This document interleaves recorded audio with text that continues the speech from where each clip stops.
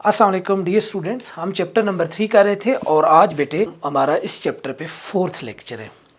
बेटा सबसे पहले आज के टेबल ऑफ कंटेंट्स देखते हैं कि आज हम क्या डिस्कस करेंगे। सबसे पहले बेटे हम देखेंगे मोमेंटम।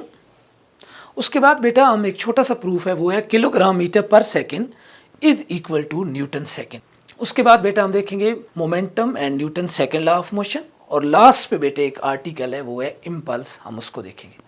तो बेटा सबसे पहले हम आते हैं मोमेंटम। मोमेंटम क्या है बेटा? Quantity of motion in a moving body, उसको बेटा हम क्या कहते हैं? मोमेंटम। मैं फिर से बोलता हूं, quantity of motion in an object is called its momentum. या हम इसको बेटा यूं भी कह सकते हैं, striking power of a body. Mean अब मोमेंटम क्या हुआ, इसको मैं अगर एक और वे में डिफाइन करूं तो समझना आसान हो जाएगा। बेटा इसकी एक और डेफिनेशन है, product of mass and velocity of an object is called its momentum. बेटा इसकी सेकंड डेफिनेशन मैंने क्या की, product of mass and velocity of an moving object is called its momentum. अब देखें, कोई चीज़ कितने ज़ोर से स्ट्राइक कर सकती है, किसी चीज़ में कितना क्वांटिटी ऑफ मोशन है, तो वो डिपेंड करता है वो कितनी मैसिव है, कितना हैवी है, कितना भारी है वो। अब एक साइकिल आ रहा है, एक ट्रक आ रहा है, तो बेटा बाइसिकल और ट्रक में फ़र्क ही किस चीज़ का है? मेन वो मैस का है। कौन कितने ज़ोर से स्ट्राइक करेगा? जब दोनों सेम स्पीड से जा रहे होंगे तो किसका मोमेंटम ज़्यादा होगा? वो डिपेंड करता है किस पे? मैस पे। तो मैसिव कौन है? ट्रक, लिहाजा इसका मोमेंटम क्या होगा? ज़्यादा होगा। अच्छा, फिर लेट से मेरे पास दो बाइसिकल हैं या दो बाइक हैं, दोनों का सेम मैस है, अब किसका मोमेंटम ज़्यादा होगा? अब उसका ज़्यादा होगा जिसकी स्पीड ज़्यादा होगी। एक बिल्कुल 10 की स्पीड पे जा रहा है, एक 100 पे जा रहा है, 100 वाले का ऑब्वियसली मोमेंटम ज़्यादा है। तो ये है बेटा मोमेंटम।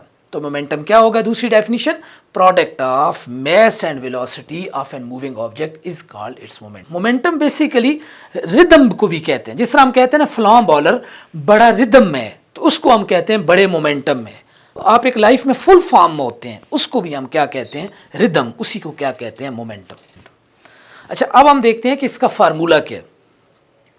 फार्मूला बेटा, अगर कोई ऑब्जेक्ट है, उसका मैस m है और वो v वेलोसिटी से मूव कर रहे हैं, तो जो उसका मोमेंटम होगा p, वो क्या होगा? p is equal to mv, mass into velocity. ये हमने स्टार्ट में भी पढ़ा था चैप्टर नंबर 2 में, multiplication of a vector by a scalar. तो देख लें, जब हम किसी वेक्टर को स्केलर से मल्टीप्लाई करते हैं तो आंसर एक न्यू वेक्टर आता है, वहाँ हमने देखा था।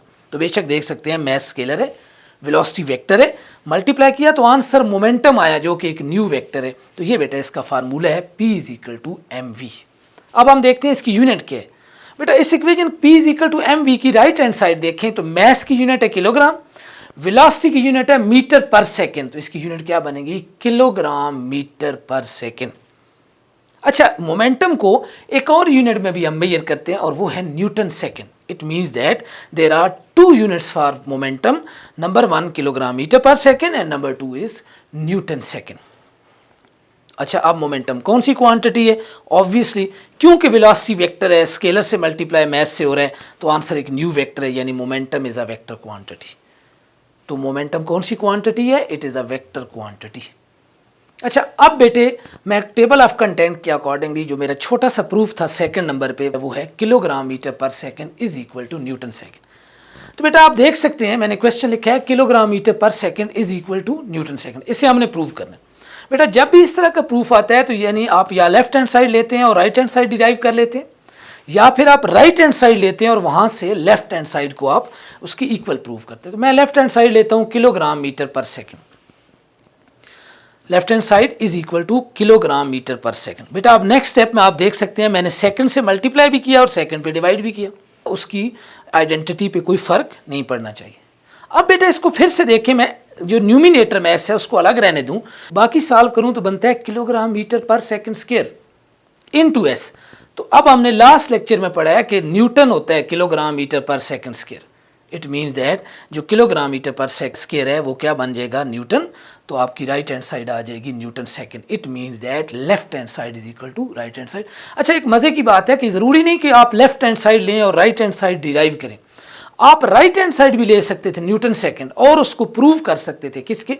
किलोग्राम मीटर पर सेकंड के। जस्ट उसमें न्यूटन की यही वैल्यू पुट करनी होगी आपने, kilogram metre per second square, तो लेफ्ट हैंड साइड आएगी। ये आप घर में प्रैक्टिस भी कर सकते हैं। अब बेटा हम आज के थर्ड टॉपिक की तरफ आते हैं, वो है momentum and Newton second law of motion, या Newton second law in terms of momentum भी मैं इसे कह सकता हूँ। तो बेटा इसको प्रूव करने के लिए मैं एक छोटी सी एग्जाम्पल लूँगा कि मेरे पास कोई व्हीकल है, कोई भी ऑब्जेक्ट है, उसका मैस m है, 100 kg है, 200 kg है, वो मूव कर रहा है किसी भी वेलोसिटी से, मैं उसको कहता हूँ vi। थोड़ी देर बाद t टाइम के बाद उस पर एक फोर्स लगती है, कोई उसको पुश करता है, फोर्स कितनी लगती है f, टाइम कितना लेती है t, तो जाहिर बात है उसकी वेलोसिटी चेंज हो जाएगी। पहले vi थी, अब क्या हो जाएगी vf। तो इस सिचुएशन को मैं यूं डिस्क्राइब करूंगा, consider an object of mass m moving with initial velocity vi, after time t a force f acts upon it and its velocity changes to vf। if a is the acceleration produced, then ये acceleration कितना होगा? By definition हमने last lecture में पढ़ा था, acceleration is the rate of change in velocity, यानी a is equal to V F minus V I over T. इसको मैं इक्वेशन 1 कहता हूं। बट यहां पे जब भी मोशन आता है तो न्यूटन लॉज ऑफ मोशन उस मोशन को गवर्न करते हैं। न्यूटन सेकंड लॉ क्या कहते हैं? F is equal to M A. यहां से वो कहता है कि जो इस ऑब्जेक्ट में एक्सेलरेशन प्रोड्यूस हुआ है वो कितना होगा? A is equal to F by M. इसको मैं कहता हूं इक्वेशन नंबर 2। अच्छा, अब बेटा मैं अगर इन दोनों इक्वेशंस को कंपेयर करूं, इनके कंपैरिजन से पता चलता है कि इक्वेशन 1 और 2 दोनों की लेफ्ट हैंड साइड सेम है, A और A एक्सेलरेशन। तो by rule right hand side भी क्या होनी चाहिए? सेम होनी चाहिए। तो मैं दोनों को कंपेयर करता हूं। A is equal to A की वैल्यू फर्स्ट इक्वेशन कहती है वो क्या है? V F minus V I over T, और सेकेंड इक्वेशन कहती है A तो क्या होता है? F by M. इनको मैंने कंपेयर किया, अब क्या बना आपके पास? F over M is equal to V F minus V I over T.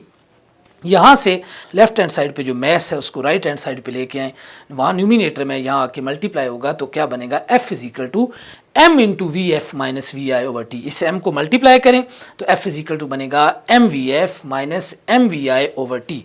अभी हमने देखा है कि एम वी तो मोमेंटम है, अगर एम वी एफ है तो वो फाइनल मोमेंटम है, उसको मैं पी एफ कहता हूँ, और अगर एम वी आई है तो वो इनिशियल मोमेंटम है, उसको मैं क्या कहता हूँ? P I.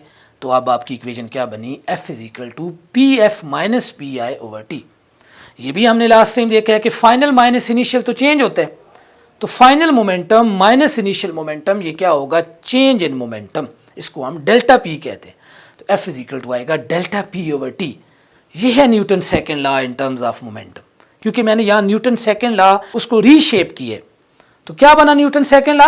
Force is equal to rate of change of momentum. जब टाइम पे कुछ चीज डिवाइड होती है उसको हम रेट कहते हैं, और ऊपर न्यूमिनेटर में देखें तो डेल्टा पी है, तो force is equal to rate of change in momentum. This is called Newton second law in terms of momentum. ये न्यूटन सेकेंड लॉ की डेफिनेशन भी है। मैं फिर से इसको अगेन करता हूं, क्या बना? Rate of change of momentum is equal to force. ये मैं इस इक्वेशन की ट्रांसलेशन कर रहा हूं, यही न्यूटन सेकेंड लॉ है इन टर्म्स ऑफ मोमेंटम। अब बेटा हम लास्ट टॉपिक की तरफ आते हैं, वो है इम्पल्स। इम्पल्स क्या है? बेटा जब ह्यूज फोर्स किसी भी ऑब्जेक्ट पे बड़े शॉर्ट इंटरवल ऑफ टाइम के लिए एक्ट अपॉन होती है तो इस प्रोसेस को, इस फिनोमेना को हम क्या कहते हैं? Impulse. When a huge force acts upon a body for very short interval of time, then product of that force and time is called impulse. तो impulse क्या बनेगी? I is equal to F into T। ये भी example है, multiplication of vector into scalar. Force vector है, time scalar है, multiply हुआ, answer impulse आया जो कि एक न्यू वेक्टर है। तो बेटा एक इम्पल्स की ये डेफिनेशन है कि when a huge force acts upon a body for very short interval of time, तो इसको बेटा हम क्या कहते हैं? इम्पल्स। अच्छा, इसकी एक और डेफिनेशन भी है, impulse is equal to change in momentum. I is equal to delta P. याद रखने, अगर मैं यहाँ रेट लगा दूं तो फिर फोर्स बन जाएगी, rate of change of momentum. ये तो फोर्स अभी पड़े, रेट में हटा दूं, जस्ट कहूं कि चेंज इन मोमेंटम, तो then it is impulse. Change in momentum of an object is called impulse. अब बेटा हम इसकी कोई एग्जाम्पल देखते हैं। तो बेटा देखें, जब कोई बैट्समैन बॉल को टाइम करते हैं, तो अगर आप गौर करें, जब वो टाइम करते हैं तो ह्यूज फोर्स लगाता है, जैसे यूं, but for very short interval of time. इसको बोलते हैं इम्पल्स। यानी ये क्या बना? When a cricketer play a stroke, then he apply a huge force for very short interval of time which results into impulse. Impulsive force. इसी तरह बेटा जब आप बुलेट को फायर करते हैं गन से, ट्रिगर को प्रेस करते हैं तो आप ह्यूज फोर्स स्प्रिंग अप्लाई करते हैं, बट फॉर वेरी शॉर्ट। इसी तरह जिस तरह को स्टोन रखें और आप यूं करें तो आपकी फोर्स है बट सडन लगी है, टाइम इंटरवल बहुत थोड़ा है, आप किसी चीज़ को यूं नहीं पुश करें आराम से, बल्कि जस्ट यूं करें, जस्ट यूं, दिस इज कॉल्ड इम्पल्स। अब बेटा हम देखते हैं कि इसकी यूनिट क्या है, क्योंकि इम्पल्स चेंज इन मोमेंटम है, लिहाजा जो मोमेंटम की यूनिट है वही इसकी होगी। मोमेंटम था किलोग्राम मीटर पर सेकेंड और न्यूटन सेकेंड, तो इम्पल्स भी क्या होगा, किलोग्राम मीटर पर सेकेंड और न्यूटन सेकेंड। आप पहले फार्मूले से भी देख सकते हैं, I is equal to F T, F is the newton, T is the second, तो इम्पल्स क्या बना, न्यूटन सेकेंड। और चेंज इन मोमेंटम से भी पता चला कि जो मोमेंटम की यूनिट है, क्योंकि डेल्टा की तो कोई यूनिट नहीं है, सेकेंड फार्मूले को अगर आप देखें तो P वाली यूनिट ही किसकी होगी, I की, इम्पल्स की, और वो है किलोग्राम मीटर पर सेकेंड और न्यूटन सेकेंड। ये क्वांटिटी कौन सी है, क्योंकि मोमेंटम वेक्टर क्वांटिटी है, लिहाजा इम्पल्स भी कौन सी क्वांटिटी होगी, एक वेक्टर क्वांटिटी। अच्छा, अब बेटा यहाँ पे एक छोटा सा प्रूफ भी आ सकता है, prove that I is equal to delta P. अगर यूं आए तो बेटा आपने एग्जैक्ट वही टॉपिक करना है जो अभी पीछे momentum and Newton second law of motion, सारे का सारा वही लिखना है कि एक ऑब्जेक्ट लेना है, उसको डिस्कस करना है कि उसका मैस एम है, वेलोसिटी वी आया है, टी टाइम के बाद उस पर फोर्स लगी है, उसमें एक्सेलरेशन आया है, और वो एक्सेलरेशन की जो इक्वेशन आएगी A is equal to V F minus V I over T, उसको इक्वेशन 1 कहेंगे। न्यूटन सेकंड लॉ लगाएंगे तो यहाँ से A is equal to F by M आएगा, इन दोनों को कंपेयर करेंगे, लास्ट टॉपिक वाली डेरिवेशन आएगी कि force F is equal to delta P over delta T. यहां से एक दो स्टेप आपने एक्स्ट्रा करने हैं, जो टी यहां डिवाइड हो रहा है उधर मल्टीप्लाई करें तो क्या बनेगी, left hand side F into T is equal to delta P, F into T तो इम्पल्स है, तो आई इज इक्वल टू क्या बना, डेल्टा पी। तो ये बेटा आपका छोटा सा प्रूफ भी यहाँ पे कवर हो जाता है। यहाँ पे बेटा बड़े इंपॉर्टेंट एमसीक्यूज 2-3 आ सकते हैं, जरा उनको अब हम डिस्कस करें। सबसे पहले तो बेटे ये है कि याद रखना है, मोमेंटम सिर्फ तभी होता है जब कोई ऑब्जेक्ट मोशन में होता है। अगर कोई ऑब्जेक्ट रेस्ट पे then it has no momentum. अच्छा, एक एमसीक्यू है पास पेपर का, a moving object may not have, A option है मोमेंटम, बी ऑप्शन है एनर्जी, सी ऑप्शन है इंपल्स, डी ऑप्शन है नन ऑफ दीज। तो बेटे देखें, उसे कहा a moving object may not have, इन 3 ऑप्शन में कौन से हैं, मोमेंटम, एनर्जी और इंपल्स। देखें, जब भी ऑब्जेक्ट मूव होगा मस्ट है कि मोमेंटम होगा, इसका मतलब ये ऑप्शन तो नहीं हो सकता। मस्ट है कि एनर्जी होगी, हाँ इंपल्स हो भी सकती है और नहीं भी हो सकती, जरूरी नहीं कि हर मूविंग ऑब्जेक्ट की इंपल्स हो। याद रखना, हर मूविंग ऑब्जेक्ट की काइनेटिक एनर्जी भी होगी, हर मूविंग ऑब्जेक्ट का मोमेंटम भी होगा। इंपल्स सिर्फ तब होगा जब वेलोसिटी चेंज हो, चेंज इन मोमेंटम हो। अगर मोमेंटम चेंज नहीं हो रहा, अगर आप यूनिफॉर्म वेलोसिटी से मूव कर रहे हैं, तो याद रखना है इंपल्स क्या होगी, जीरो, एक्सेलरेशन भी क्या होगा, जीरो। यहाँ पे बहुत सारे एमसीक्यूज बन सकते हैं। फर्स्ट एमसीक्यू क्या बना, अ moving object may not have, तो ऑप्शन क्या आएगा, इंपल्स। अगर वो यूनिफॉर्म वेलोसिटी से मूव कर रहे हैं तो फिर इंपल्स हो। इसी तरह एक और एमसीक्यू है, an object is moving with uniform velocity, it has no momentum, energy, impulse, तो बेटा क्या ऑप्शन आएगा, इंपल्स, क्योंकि मोमेंटम भी होगी, एनर्जी भी होगी, यूनिफॉर्म वेलोसिटी से कोई इंपल्स नहीं होगी। तो बेटे होपफुली मेरा आज का लेक्चर आपको समझ आया होगा। अगर इसमें बेटा कोई प्रॉब्लम हो तो आप कमेंट सेक्शन में मेरे से डिस्कस भी कर सकते हैं। Thank you.